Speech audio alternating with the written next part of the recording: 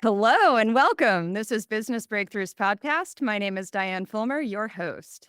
I'm the founder of DE Fulmer LLC, a marketing agency offering book editing, copywriting, and consultation services so busy business owners can bring their authentic stories to their audience to connect, build relationships, and increase their sales.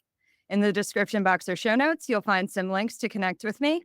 If you want to sponsor an episode, please reach out. Thank you for your support. This is an interview style podcast where we talk to business owners about their origin stories and lessons learned. You'll get to realize you're not alone, and we've all been there at some point. Subscribe and turn on notifications. Comment below and let us know your thoughts on this episode. With that out of the way, let's get started. On today's episode, we have Antonie. He goes by Ant. Ant is a personal branding and storytelling coach. He delivers online trainings and workshops that help leaders, experts, and entrepreneurs uncover their signature stories and clarify their message so they can become the go-to choice in their market. Hi, how are you?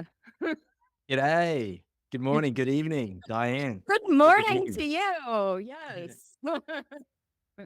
First of all, I want to say I love that. That's probably my favorite intro to a podcast that I've been on, I must say. Oh, nice. All right. So, thank you so much for that. And thank you so much for joining us in this conversation. Can you tell me some more about yourself and what led you to start a business? Yes. So to piggyback off that wonderful intro by Diane, I am a personal branding and storytelling coach. So yeah, I run speaking and storytelling workshops, trainings virtually in person, and essentially just trying to amplify other people in the world in terms of experts, leaders, business owners, amplify their own authenticity and their authority through their content. And I believe a fundamental part of that is starting with their story, and you could find the why and the reasons and the meanings and all the memorable moments from every business owner's journey by starting from their story. So I pretty much help amplify that.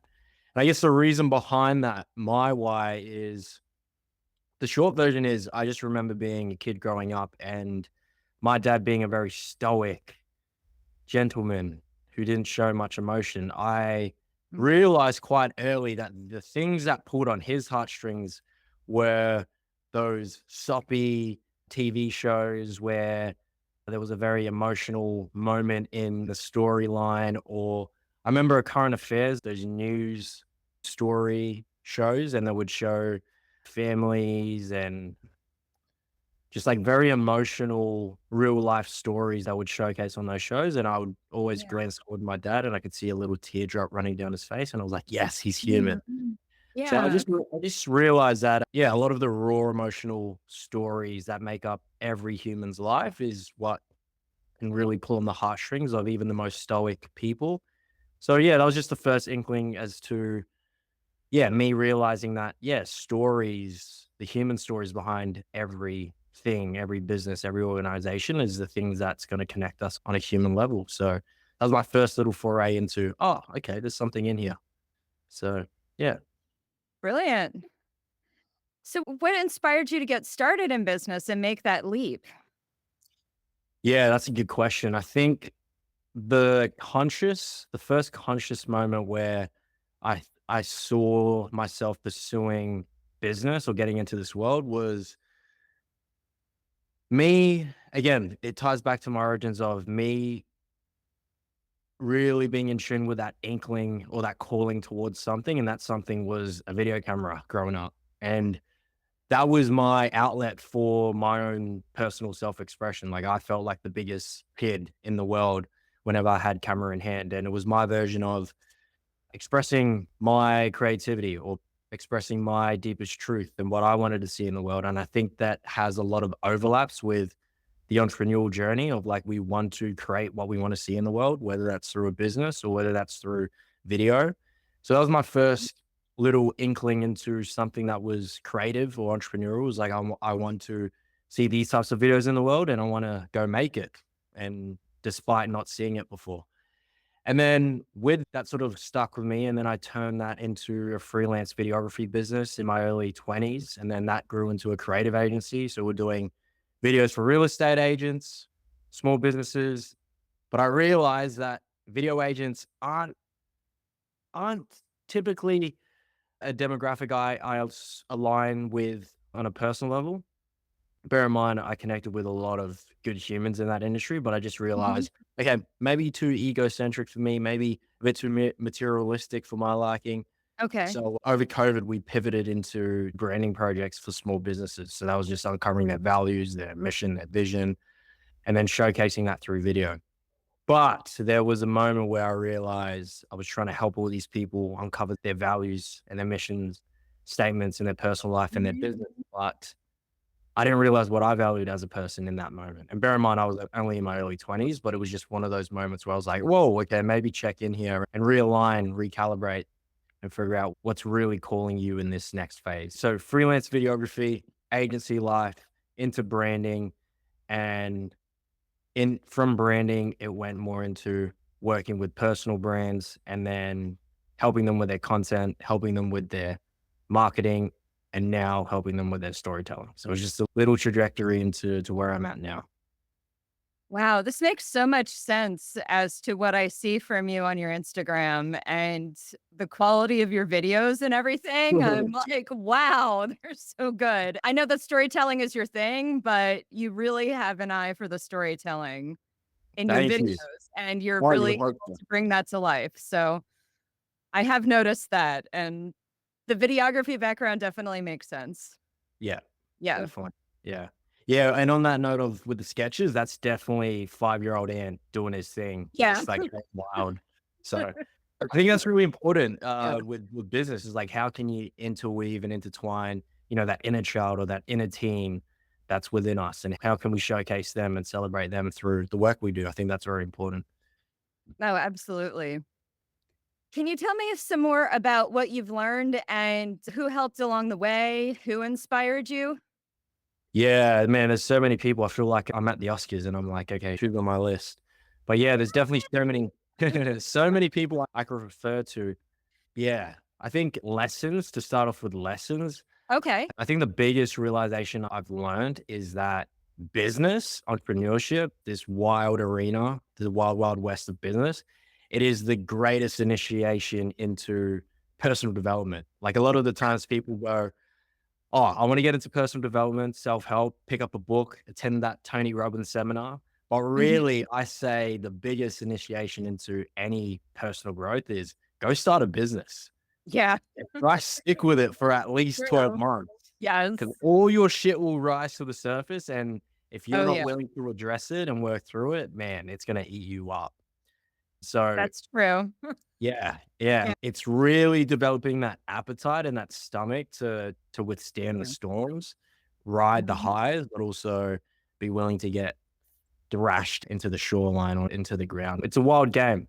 But I think Mhm. realizing that, just understanding there's also a beauty in that because there's so much of life and humans and personal development that's intertwined with business. And I think I've really acknowledged and accepted that and just been like, this is my apprenticeship right now. Like business is a form of a life apprenticeship. And I think if Yeah. you're able to make that switch and you're able to see that as that, then you're constantly just going to be like, okay, cool. This cash flow problem that I'm dealing with, this lead flow problem that I'm dealing with, this is the Mhm. apprenticeship. Just got to stick the fat and keep it moving. So that was like a big realization. And I think that's why sometimes I say us business owners, we're psychotic in a way. It's like, why do you put yourself Yeah. through it? Like, I don't know about you, Diane, but Yeah. I have moments where I'll be at my desk and I don't know how many hours have passed. It's definitely a few. And I just go, wait, what have I actually done today? Like, what Yeah. actually got done today? That's my week actually this week. Yeah. It's like, and then it'll be 10 o'clock at night and I'm like, wow, okay. Yeah. Yeah. You definitely have those weeks in business and in entrepreneurship. And I think it's, again, another lesson is being able to show yourself grace in those moments as well. Yeah. When it's just like, oh, shit, well, wait, yeah, what actually got done? And then also just being able to talk to yourself in a way of like, okay, cool. Maybe it's just one of those weeks where it feels a bit stagnant, but always around the corner, there's going to be those weeks where it's just like bang, bang, bang, bang, bang. Leads are coming in, content's flowing, and you're going to have those. And I think that's just, again, another metaphorical representation of going through the seasons of life and also Mhm. business, and they're all intertwined. And I think there's a lot of beauty in that. And that's just, yeah, one of the lessons I've learned. Yeah, and there's the myth of the overnight success. There's a lot of work that goes in for years and years and years, and you don't feel like you're getting anywhere. And then all of a sudden, there's this slope, you know? And then up in the So, slope, there's a little stagnation and then a little yeah, dip. Yeah, it's as cliche as it is, all the valleys. real Yeah. peaks and valleys. Yep. As Yep. cliche as it is, all those wise business heads, they say it all the time. And until you Yeah. actually experience those peaks and valleys, and it's like, oh, I get it. I get it. Yep. Mm. Exactly. Yeah. And yeah, to answer the second half of your question, there's a lot of credit that must go to, mentors in the past, coaches, programs that I've invested in.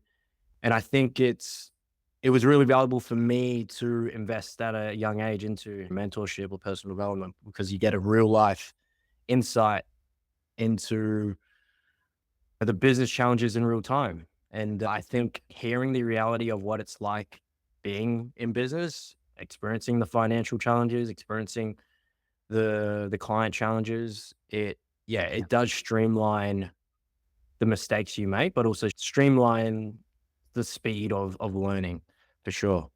And yeah, there's so many mentors in my past I could definitely advocate and thank for. Yeah. It feels like it takes a village to raise an entrepreneur sometimes. Oh, man, that's a great saying. Great saying, Diane. You gotta write that down somewhere. That's so true. Yeah. It takes a village to raise an entrepreneur. That yeah. Sort of adapting it from another one, but Yeah. yeah. That's so true. Yeah. And I know we have a few mentors that we share, obviously, like Vin. I've learned so much Yeah. from Vin in terms of Yep. communication, the storytelling stuff.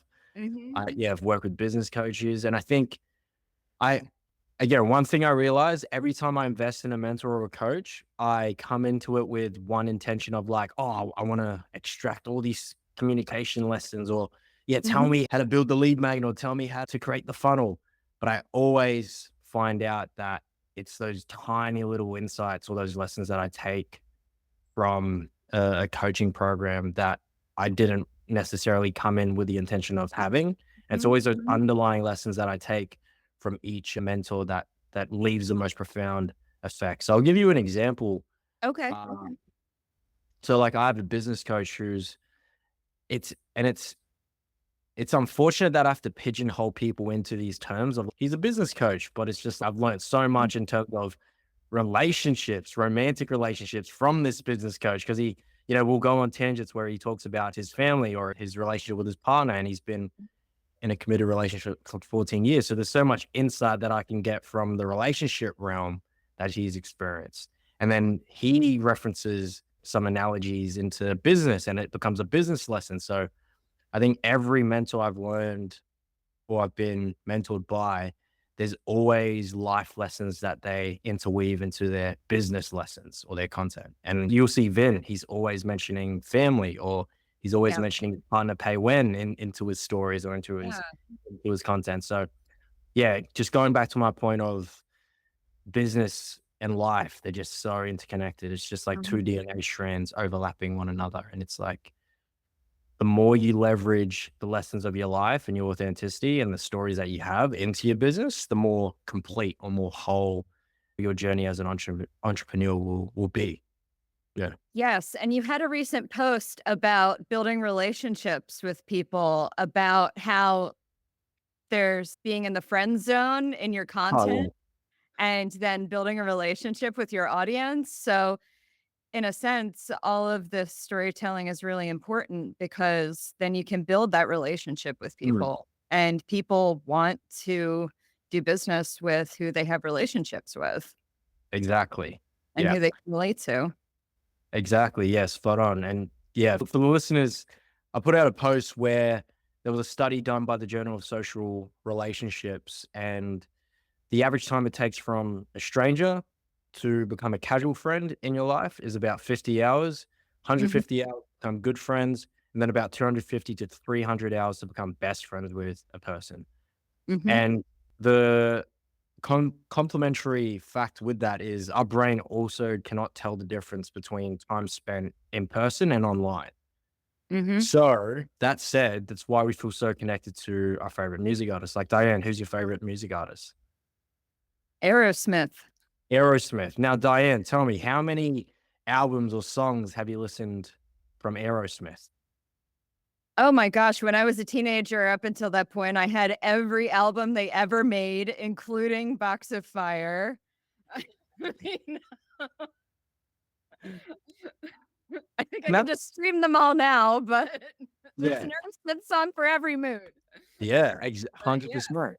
And yeah. you probably listened to those songs at least a few times, if I'm being very 100 conservative. times. 100, Yeah. right, right. Yeah. And Yep. that's only the music component. You probably have you watched interviews? Have you watched documentaries? Yep. Anything of that sort? Read Right. books, Well, magazines. Yep. Gone to concerts. Yep. so there you go. You've had the in-person engagement, you've had the fun engagement, you've had the audio only, you've had a visual experience with them. So that's at least 300 hours spent with them. So you feel pretty Yes. connected to their story or to what they're about. Is that safe to Yeah. say? I would say so. Yep. Yeah. So my point is, if if you're in this business game or this content game where it's like attention equals leads equals money, then I must be able to find at least 300 hours of content online. At least that tells me Mhm. your story or allows me to connect to your deepest truths, your deepest pains, your expertise, your authority, your personality. And if not, you're either invisible or you're in the friend zone. Right? If it's less than Yeah. 50 hours, you're definitely in the friend zone. So it's like, Yeah. where do you want to play in that arena of visibility and attention? Like we are in this game of attention right now, especially with content, but there's no better time to cultivate that relationship with the Mhm. audience. Yeah. I mean, 20, 30 years ago, we didn't have this opportunity for Mm, visibility. You had to pay a lot of money and get an ad on television or get a billboard or a spot on the radio or something like that. Right now, we have this opportunity for so much organic content and reach. Can I ask you, how crazy does it feel to be in two complete eras where it was like TV, radio, print ads, and now it's just like Google, Facebook, Instagram, TikTok? Yeah, how's that feel? We're calling out how old I am, are we? Okay. Um, I call you a wise business head. I will oh, say you've got your wisdom wise runs deep. business head. Okay. Thank you. I think I'll take that as a compliment. Yeah, so I'm 45. I'm technically Gen X, actually technically Xennial. So, yeah, I remember the World Wide Web came out when I was in, I believe, 8th grade. So, I was like 14ish. Mm, So, yeah, I remember reading books because I'd get yelled at for watching too much TV, like, because it'll rot your brain, and now look at how much screen time people get. mhm, So, mhm. things have really changed a lot. Yeah. How was the cynicism around the World Wide Web at that time? Is it similar things with how people were viewing AI? Ah, good question. Now you're interviewing me, and Walk question, you walk always question, no bring it problem. out of me, but it's okay. Yeah, I remember, yes, there was some skepticism. I remember thinking this internet thing will never take off. It's like they say it's the information superhighway and Y2K. It's going to shut all the computers down, and it didn't shut all the computers down. And then the information started coming at us like a fire hose.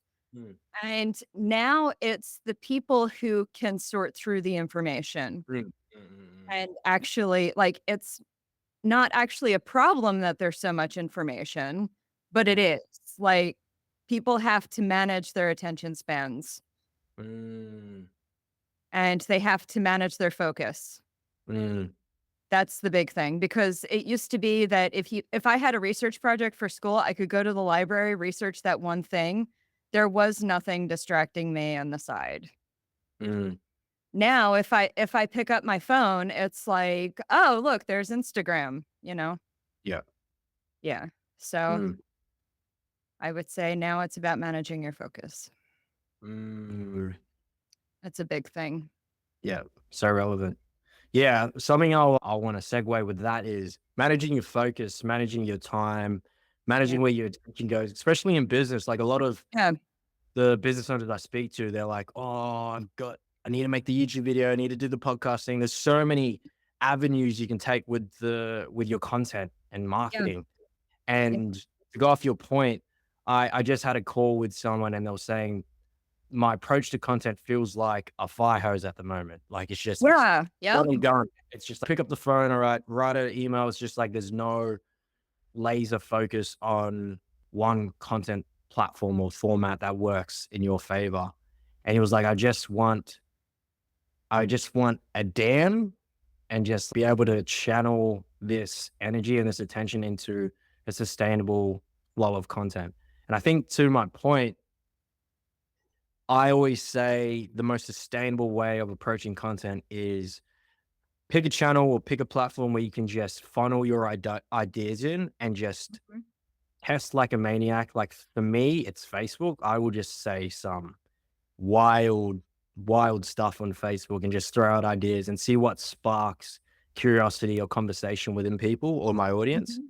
And then it's like, cool, I've validated an idea. There's the point of conversation here. And then I'll be like, cool, I'm going to sit down, record a video on that.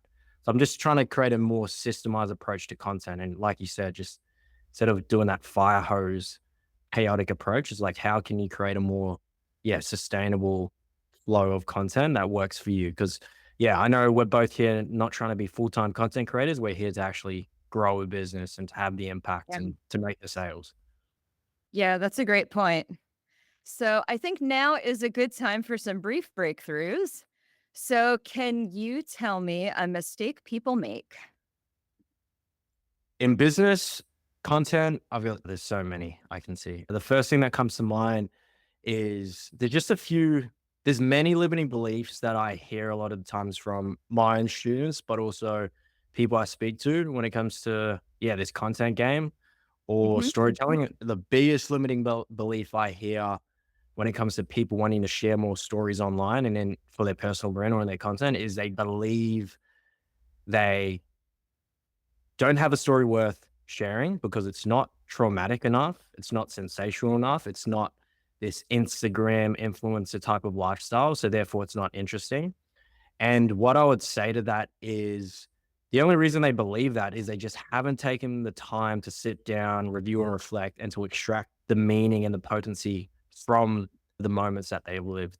Because it's Mhm. so easy for us to go throughout a 24-hour day cycle and sit down, ask ourselves, okay, what actually happened today? And going off our early conversation, it's really hard for us to consciously be like, oh, this stood out to me. Oh, this was really meaningful without taking the time to actually have a moment of introspection. So when I do sit down with people and I do start to prompt them and I do start to, ask them, what was the emotional change? What stood out? What was that thing that pulled you in or made you change a belief or a way of thinking that day or that week?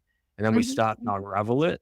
We find that a lot of the moments that stuck in their mind was weighted in a lot of emotion, but also was in line with the things they value the most. And I think the moments that we hold close to us or we hold a lot of memory with, they're always aligned to our values in some way. And I think if you're able to capture those moments, sit down and craft it into a story, which is just, all right, what was my insight? What was the emotion? What was my realization? And you're able to share that confidently, people are able to connect with you in a value aligned way, in a way that doesn't Mhm. feel pushy or inauthentic. People can really connect to the owner behind the business owner or the person behind the business or the person behind the personal brand. And I think a lot of that is missing in a lot of content. It's always just who can I copy and paste? What's Alex Hormozy doing? How can I Mhm. use AI to write my next post? And there's definitely a purpose with that, but I think we're stepping into an era where the appetite for content is geared towards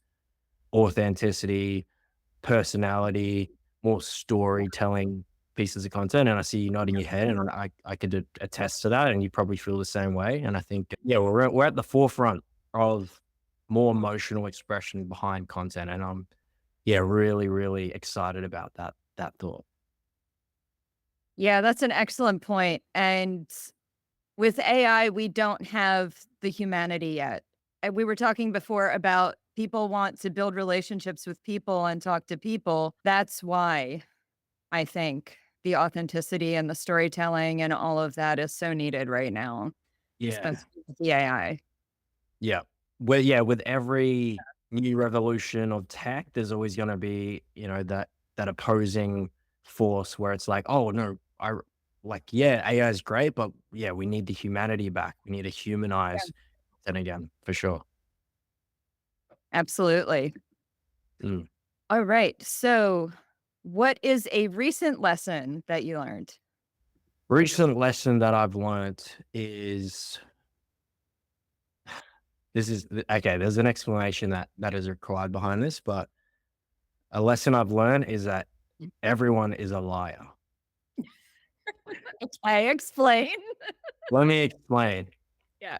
So I know for a lot of business owners out there, especially those who are new, but also the people who are experienced. And I think when we are thrown into a new arena of marketing or business or sales, there's like just so many hats we need to juggle. So for example, an arena that I've entered in recently in the last 6 to 12 months is email, which is your bread and butter. Yeah. And and I've learned so much, I've thrown myself into the deep end, just realize how unconsciously incompetent I've been, and then consciously incompetent and being like, oh my God, there's so many things to learn here. And then you go down the rabbit hole of best email subject line openings, how to best write an email. And there's Mhm. just so many threads and forums and opinions of writers on how to write the perfect email.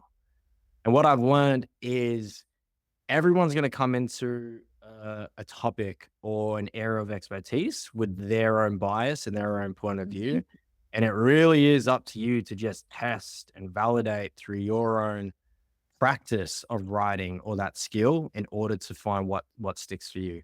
And I think when I say everyone is a liar, there is no one way, the only way to do one thing. And I think a lot of the times Yes. people tend to believe that, okay, I have to speak this way or I have to tell my story in this way. And it's confusing for a lot of people because you'll see these ads pop up and it's like the only way you need to make content in 2024. Yes. The best way to do email marketing in 2024 Yep. or for the next 20 years. So Mhm. that's essentially my point is like, be very aware that you may hear this very absolute language in a lot of marketing and content, but just know that they are saying that with the intention of, having the certainty and conviction in their product and their offering. But really, it's just one way to test. It's just another way to test something and validate it yourself out of the millions of other ways that you can do something out there. Very well said. Yeah. And my business coach actually says that too. She says, "Yeah, everyone's saying that this thing from last year is dead and this other marketing method is in. And what they're really doing is just teaching you what they know. Yeah. And they want you to buy that. And they want to have a sensational headline so that you buy it. And yeah, so a lot of things work. You have to figure out what works for you, what works for your audience, what's in your wheelhouse. Yeah. Yep. Bang on. Excellent point. Yep. A lot of things work. So Yes. just do the work and go find out what works for you. Yep. Yeah. Yeah. And as for the emails, building your personal brand, that also is where it's so important because there are people in my inbox who I will always open their email. When Mm. I see Antonie's email, I open it. Like, I don't care what your subject line is, you know? Yeah. So, yeah, that matters too. So, Yeah. yeah. 100%. 100%. Yeah. They're very well written, but also because I'm familiar with your other content and I know you from Instagram, I'm like, "Oh, look, it's an email from Anthony. I wanna read it now." Yeah. Yeah. Yeah. That raises a great point. It's like, I know I know my emails are more for a warmer audience, and I know that's definitely off the back of the last couple of years of going really aggressive in building my personal brand. And like we mentioned earlier, it's like building up that content bank of how many hours of personal content do you have that people can connect to you before they actually get a taste of what you have to offer as an expert or a business owner. And I Mhm, think mhm. again, I'll keep preaching about this because I genuinely believe in it, but I genuinely believe the more you can adapt or inject your personal stories into your content, into your business, into your branding, Mhm, I I fundamentally believe it will do 80% of the heavy lifting when it comes to the sales process. Because by yeah, by all means, I remember when I invested in a VIN or I invested in a business coach, I followed them religiously for a good at least 6 months, getting yeah, to know their truths, their pains, their experiences, the journey they had to go through in order to become the expert they are today. And it's just like me listening to those little anecdotes, me connecting with them on that human level. I go, oh, I trust them as a person to guide me to wherever I need to go, and they mhm. just happen to be the expert at that thing I want to learn more about. So it's actually not the fact that people want to learn more about content or more about storytelling or business or marketing. They just want to learn that specific skill or area of knowledge from Diane, Yeah, right? Because if yep, I hear emails and I hear copywriting, Diane is one of the go-to people in my mind, and that's essentially yeah. ultimately the dream paradise of where we want to be as experts and authority figures in that space is like, if you hear storytelling, I hope I'm one of the first people that come to mind. And by Oh, doing that, absolutely. Yeah. If you I'm think glad you I'm don't talking to know you. what story you wanna tell, you have to talk to Ant because it's in your head and he will pull it out of you. That's how it is. I'm just imagining the Yeah. infinite, the rainbow colored rope, and it's just constantly pulling it Oh, out yeah. of people's head. And it's like, oh, yep, there's a moment, there's a moment. Yep. Oh, yeah. Spot on. Yep. Alright. Tell me about a recent win. Recent win. This challenges me on a very deep personal level because Okay. I think wins are one of those things that brushes right past you when it happens, and I think wins are very important things to acknowledge and to accept and to allow in and to celebrate. And I think a lot of times business is so fast paced, especially if you're a one person business. Wins can be very scarce, but they can also pass by you very fast. Mhm. So I love this question because it's getting me to reflect on the tiny wins and also the big wins and also the recent wins. And I probably don't do that as much as I should. Uh, the, f- a win that comes to mind is The so I recently ran my first webinar in the sense of I ran a webinar with the intention to pitch an offer at the end. And not in like a sleazy way or a pushy way, but it was like, here's I just delivered 60 minutes worth of content. Like we literally touched on these points that you guys told me that you would find valuable. Now I only have 60 minutes today, but imagine if we could do this over a 30-day or a 60-day. Mhm. So if you would like to have that conversation, here are the options. Da da da da da. And it was a big win for me because I always had resistance around webinars and like, oh, you got Mhm. a hard pitch, you got to sell on a webinar.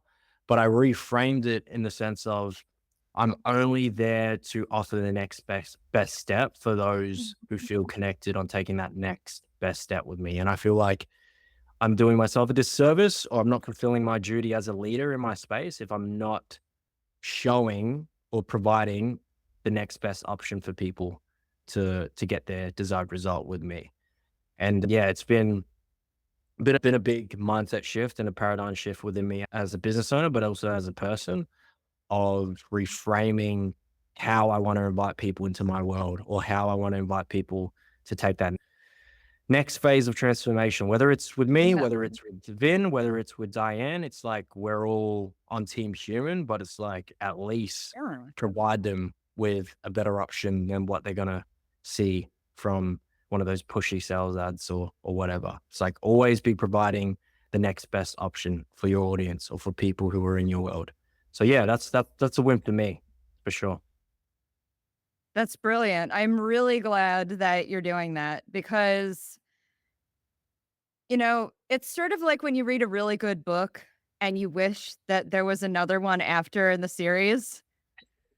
And imagine if you did this 60-minute presentation and they're like, wow, this is amazing. I want to continue with Ant's story. And then they didn't have a way to do that.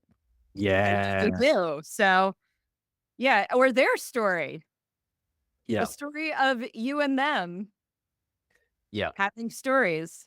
Yes, exactly. Yeah. I wanna ride off that point because if I think about the last time I found a really good song and then I go Shazam it, I find the song, search on Spotify, and then I find the artist and I'm like, oh, they must be sitting on a gold mine of music. And then I go to look them up, go into their Spotify profile, and they only have 1 or 2 songs. And I'm like, where's the other music? Why have you not released the album? So it's like Yeah. I'm sitting there going, oh my God, I love your work. I'm so connected to this song. And all I'm looking for is that next song to listen to and Mhm. to connect to. And it creates conflict within me as a fan, as a listener, when I go, I want more of you. I want more of your art. Like, let me experience more of what you have to offer. And if Yeah. you allow the fears and the insecurities and the doubt to stop you from creating your next piece of work or your next offering, you're Mhm. also cutting off the potential and the opportunity for your raving fans or your audience to connect with you on that next level. And like you said, continue that story together. So Exactly. Yep. it's a complete Yeah. lose-lose, net negative when you hold off from putting out your offerings and your programs out into the world. Yeah. And that's a really great shift in mindset too, because you're not coming from a place of fear. You're coming from a place of excitement of let's do this thing some more. Yeah. Are you into this? I'm into this. Let's go. Let's Yeah. go. Let's do it. Yeah. Let's listen to the whole album. Let's read the whole series, Come put Yeah. I've got a concert happening in Pennsylvania next month. Tickets are on sale. Yeah. Come on Exactly. board. We got merch if you want merch. Yep. But yeah, it's like have T-shirts. Yeah. have fun with it. Like when you come from Yeah. a place of inspiration rather than desperation, business becomes Exactly. fun. And it's Yeah. like you can be playful with your clients. You can be playful in the DMs or sales conversations. It doesn't have to feel like this icky, awkward first date of, oh, who's going to talk next? Or where's this going to go? Are we going on a next date? But it's like when you allow yourself to come from that place of, oh, I'm here to serve this person. I'm here Yeah. to connect with this person as humans first, and then also be able to offer them, something that's potent that can help radically transform their life, then it Yeah. really pulls you forward to that next phase of leadership. Like I think at the crux of it, a lot of business is to do with a lot of leadership. Is like, how do you want to serve? How do you want to lead your audience? How do you want to transform their life through your services, through your offerings? I think that's a really important place to come from if you're here to play this game in the long run. It's like we got to remember we're being of service. We got to Yes, be. exactly. No, I'm loving this chat, Diane. I'm Oh, I getting know. looking This is forward. a great chat. Yeah. There's some real business breakthroughs in this episode. Yeah. I like it. Yeah. Okay. What's a goal that you have this year? Goal that I have this year. So I have a vision in mind with this space. Right now, it's pretty barren. So I just moved into this new place. It's the first place where I have a dedicated home office space that I don't have to share with anyone. It's in its separate room. And that's been a big win for me as well, because I've just been so used to working in my bedroom or working in a shared space or having flatmates around me. And it's always just like, oh, I'm filming a video, but they can hear me. And it's just like, oh, it's that awkward feeling. And it feels like I finally have this level of independence with getting to, do my life's work, getting to run my business, getting to record content in a place where I feel like I can just be my full self and not have to worry about Yeah. what other people are doing in the other room. So that's been a big breakthrough for me. But to answer your question, I would love to turn this space into the space that I envisioned as a child. Is like I've got a prop section in there that I can open Okay. up and I can just draw from. I've got soundboards, I've got plants here, I've got a little meditation space, I've got my dream desk set up. So in order for that to happen, I also know again just how much service that I'll get to lead and to create. Definitely running more free workshops, definitely running more webinars, definitely going aggressive with the email, which I'm really enjoying. And it's just like I'm being called to that next phase of leadership, but also as a Mhm. business owner and as a leader in my space. And I'd really love to do that wholeheartedly and then also get to reap the rewards of creating my dream space in this room right now. So You would? by the end of this year, when we jump on our next podcast, this is definitely going to be decked out and I'm going to get to paint it with the brush that my inner 5-year-old Ant can do his thing and just go wild with the place. So I yeah, can't wait to see it. yeah, You yeah. have a It's just blank canvas right now, a but big progress. yeah. It's definitely a bad Yep. canvas. Yeah. Awesome. So where do you see yourself in 5 years? Oh, the 5-year question. The 5-year question. Where do I start with that? So I find this question really timely right now because I really do see I am talking in 3 to 5 year periods at the moment. Before it was like 30-day, 6-month sprints, but I definitely am in a season where I go, if I'm spending money on ads or if I'm going aggressive into email and I don't see a drop or I don't see, money coming through that channel, I'm okay with that for at least 3 years, knowing that I'm consistently chipping away at it. Like the video content thing, the branding thing, I'm only just reaping the rewards from it only a couple years in. And I think for me, and I think a lot of people out there, you definitely got to decide whether you're in it for the 5-year plan, the 10-year game, or Mhm. are you in it for a 3-month, 6-month sprint? And if you don't see anything from it, that's that. But I definitely see myself going hard at this thing for the next 5 years. So when it comes to that, I think it's just an amplification of what I'm already doing now. It's the in-person workshops, it's running the virtual workshops, it's doing more speaking engagements. And I'm doing a lot of workshops and speaking engagements for organizations that work with a lot of youth, which is really cool, like a lot of student leaders and young people in the community. And I would love to be able well, I see this happening by the end of this year, but I'll be training the adults who are running these workshops for these student leaders. So there's an opportunity coming up in October where I'll be training a team of staff that run employment workshops for young people in the Melbourne area. And I do see myself running trainings for teams, for organizations who are doing really impactful work in the community or in the world. And if I'm able to help them, make that 5% tweak or improvement in their communication and in the way they present or in the way they run workshops and how they can sprinkle storytelling to engage their audience and therefore have that desired outcome, then that's going to be a big win for me. And I definitely see myself doing a lot more speaking, doing a lot more training. And again, becoming that go-to expert in terms of communication, storytelling, presentation. So I definitely see myself doing that. Yeah, just again, being the go-to person for storytelling, trainings and workshops from the people like yourself, but also Australia as a whole as well. I'd love to start to reach that nationwide Mm. relatability and being referred to as the go-to person for what I'm already doing now. So yeah, that's the simple 5-year goal for me. That's a great vision and sounds really cool. Wow. The next question is, what are you promoting now and how can people reach you about it?